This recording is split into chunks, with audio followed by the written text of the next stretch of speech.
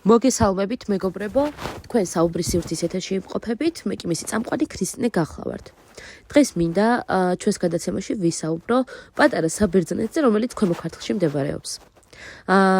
ჩვენს რადიო გადაცემაში დღეს გპასუხობთ თემაზე, რომელიც გულთან ძალიან ახლოს გვაქვს, წალკის ბერძნული კულტურა და ეთნიკური თანაცხოვრება.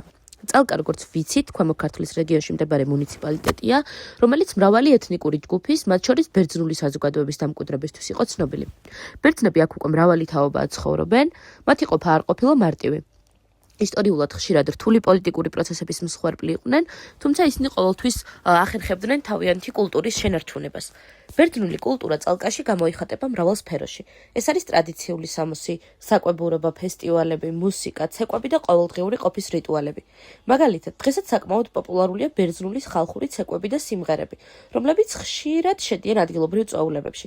გარდა ამისა, ადგილობრივ ბერძნებს აქვთ თავისი ტრადიციული კერძები, როგორიცაა სუფლაკი და ბაკალა, რომლებიც დღეს უკვე ზოგჯერ ადგილობრივ ქართულ კულტურაშიც გვხვდება.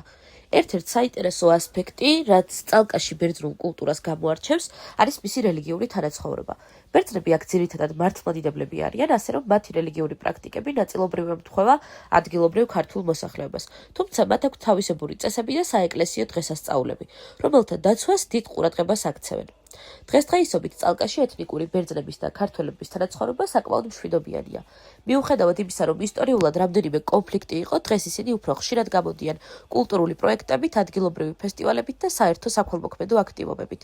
მაგალითად, ადგილობრივ სკოლებში, კულტურის სახლებსა და გაერთიანებებში აქტიურად თანამშრომლობენ, რაც ხელს უწყობს ახალგაზრდების ცნობიერების ამაღლებას და ერთმანეთის კულტურის უკეთ გაცნობას. რაც საინტერესოა, ბერძნული დიასპორა წალკაში ყოველთვის აქტიურად იყო სასწავლო და განათლების სფეროში. მრავალი სკოლა აქ ბერძნული ენის გაკვეთილებს აწყობს, ასევე იბეჭდება ადგილობრივი ბერძნული ჟურნალები და გაზეთები, რომლებიც ახალგაზრდებს თავიანთ ეთნიკურ ფესვებთან და კულტურასთან აკავშირებს.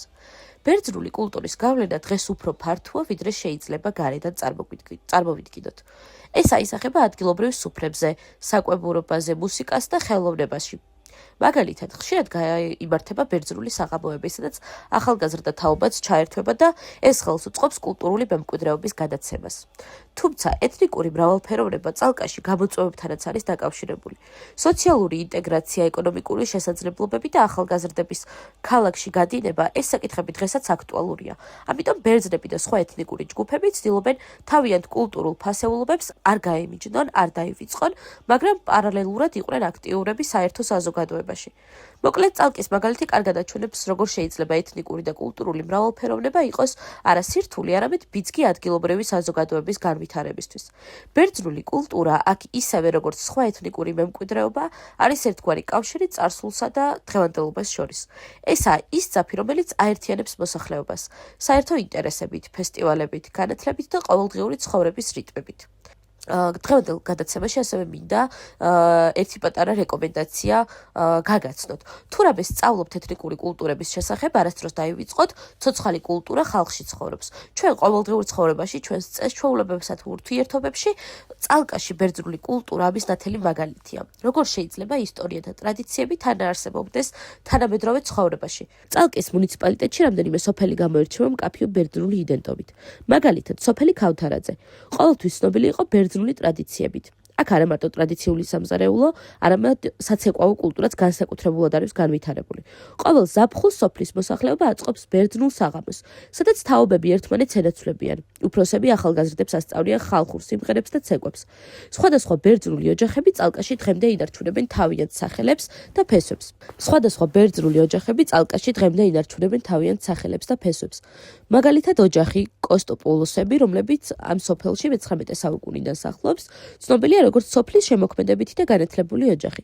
კოსტოპოლოსების ბებია დღემდე ინახავს ოჯახურ კულინარიულ რეცეპტებს, რომლებიც მრავალ თაობას გადაეცა მათი ოჯახური სუფრიდან, სადაც ხშირად ეპატიჟებიან მეზობლებს და მეგობრებს. ერთგვარი კულტურული ცენტრია სოფლისთვის. სწორედ აქ გადაეცემა ბერძნულ სუფრაზე წესჩვეულებები, მუსიკა და მოლაპარაკებების მანერა. კულტურული აქტივობები წალკაში მხოლოდ ოჯახებში არ მიმდინარეობს. ადგილობრივ კულტურის სახლში ყოველწლიურად ტარდება ბერძნული ფესტივალი, სადაც წარმოდგენილი არის ბერძნული ხელოვნება, ნამუშევრები, ხელნაკეთი ნაჭრები, ტრადიციული კოსტუმები და რა თქმა უნდა ბერძნული სამზარეულო. ეს ფესტივალი არა მარტო ბერძნებისთვის, არამედ ადგილობრივი ქართველებისთვისაც ხსნილია, რაც ხელს უწყობს კულტურულ ინტეგრაციას და ერთმანეთის უკეთ გაცნობას. ბერძნული ოჯახების ისტორიებს ხშირად თან ახლავს საოცარი ამბები ახალგაზრდებზე, რომლებიც განათლებას ქალაქში იღებენ, თუმცა ბრუნდებიან სოფელში.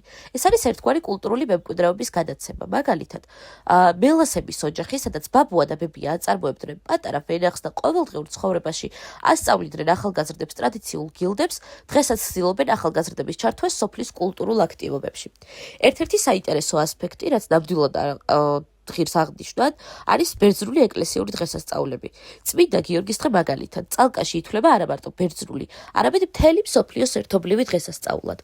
ადგილობრივები მზადებას აგრძელებენ მთელი კვირის განმავლობაში, აწყობენ სუფრებს, სტუმრებთან ერთად მღერიან და ცეკვავენ. და ეს დღესასწაული ერთი მხრივ რელიგიურია, მეორე მხრივ კი კულტურული ხიდია ქართველებისა და ბერძნებს შორის. ბერძნული კულტურის გავლენა ჩანს ყოველდღიურ ცხოვრებაშიც. ბევრ სოფლის ბაზარზე შეხვდებით ადგილობრივ ბერძნებს, რომლებიც ამზადებენ ტრადიციულ კერძებს, მაგალითად ბაქალა, სუფლაკი, ლაურუსი. ეს კერძები არ არის მხოლოდ საკვები, არამედ კულტურული ნიშანია, რომელიც აერთიანებს სოფელს. ზოგჯერ ბავშვებს, რომლებიც სკოლაში სწავლობენ, ქართულ საგნებს ბერძნულ სამზარეულოზე პრეზენტაციას აკეთებენ.